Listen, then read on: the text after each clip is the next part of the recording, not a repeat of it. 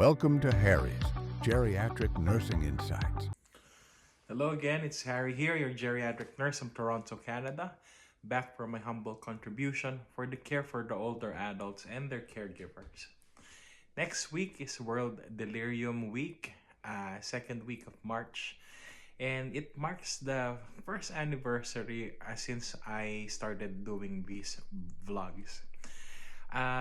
It has been a privilege to be able to impart my experience, some of my knowledge, so hopefully be able to help the older adults and their caregivers. Just before the week before the first anniversary, I decided to speak in my native language in support of my fellow Filipinos. Syempre po ang pag-aalaga sa older adults, importante ito kasi tulad nga na sabi nila kung paano inaalagaan ng isang society yung pinaka-vulnerable members nila. Malaki yung sinasabi nito tungkol sa mga mamamayan ng lugar na yon. So, yung pag-aalaga ng mga lolo at lola ay isang malaking pribileyo at saka malaking oportunidad para mapakita natin kung paano tayo bilang isang sosyedad, saka syempre bilang isang tao na nagsisimula yun. Tulad nung nasabi ko sa iba kong video, hindi madaling maging caregiver. Nung nagsisimula ako dito sa Canada, naging caregiver ako. At hindi lang basta-basta caregiver, I was a live-in caregiver. Kaya alam na alam ko talaga yung pakiramdam niyan na kung paano yung makasama mo yung tao living with dementia na may 24/7. Ito ay isang task na hindi natatapos. 24/7 talagang hindi natatapos. At saka bukod doon, syempre meron ka pang ibang mga responsibilidad. Kaya hindi nga para sa mga mahihina ang pagke-caregiving. Kaya dyan din papasok na importante na alagaan mo yung sarili mo. Dahil kung hindi maayos yung kondisyon mo, syempre wala kang kondisyon para wala kang extra para maibigay dun sa taong minsan minamahal mo.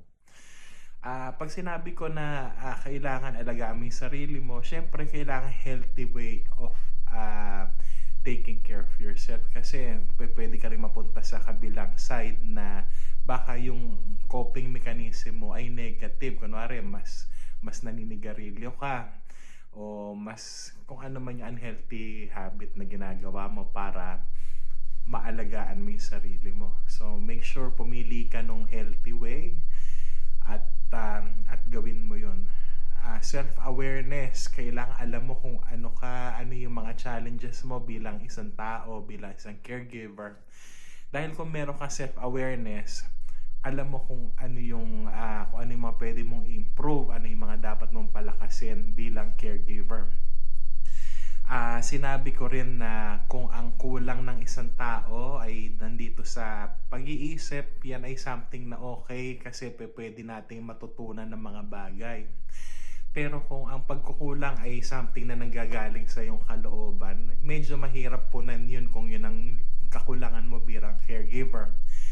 Kaya kung nagsisimula ka pa lang sa nursing school o sa PSW school, pag-isipan mong maigi dahil hindi nga madali ito.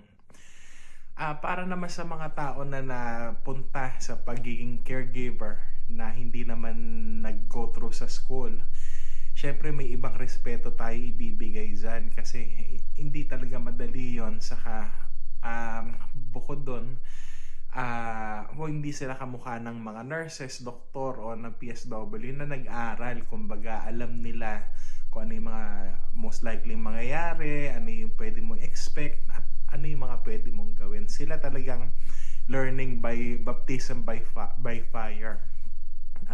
Kaya hindi yun lahat madali. Saka syempre nasa kanila yung added na hirap na yung taong mahal mo, yun yung doon mo nakikita yung mga pagbabago.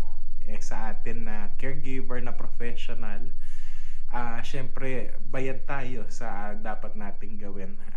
Pero kaya magkaiba yung challenge nun. Kaya nga, balik ako, kailangan alagaan nyo yung sarili nyo, eating healthy, staying well hydrated, tulad din ng kung paano natin alagaan yung mga lolo't lola. Same thing applies sa atin. Kaya kung ang spiritualidad ay something na importante sa inyo, yan ay importanteng bagay din. Para sa akin, sa tingin ko yan ang pinaka-importante. Kung wala yon, wala naman tayong lahat. Di ba nga sabi nila, ang lahat ay grasya. Pagka may nakita kayong pagbabago sa minamahal nyo o sa mga sarili nyo bilang mga seniors, kung mapupunan nyo yung sinasabi ko parate, triple Ds: delirium, depression, dementia.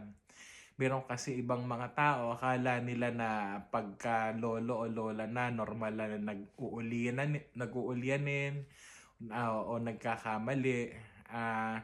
Hindi normal part of aging yon. Huwag niyong ilagay lang sa hindi ganyan lang talaga pag tumatanda. Kailangan kung may nakita kayong pagbabago, magandang approach yung triple D. Tingnan nyo kung ano doon sa triple D yung maaaring nangyayari. At dahil gusto mo ulit mahuli mo kung ano yung nangyayari ng as maaga as possible, para makapag-intervene ka ng maaga as possible. Para nga kasi may mga bagay na pwede mong ma-reverse. Unfortunately, sa triple Ds, kung meron ka nung isa, pwede ka magkaroon ng iba pang D na wala ka naman.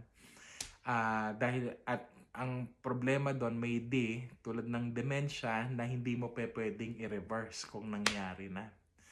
Kaya ang trabaho natin bilang mga caregivers, lalong-lalo na yung mga professional caregivers, identify ng maaga, kung ano man sa triple Ds, mag-intervene ng maaga.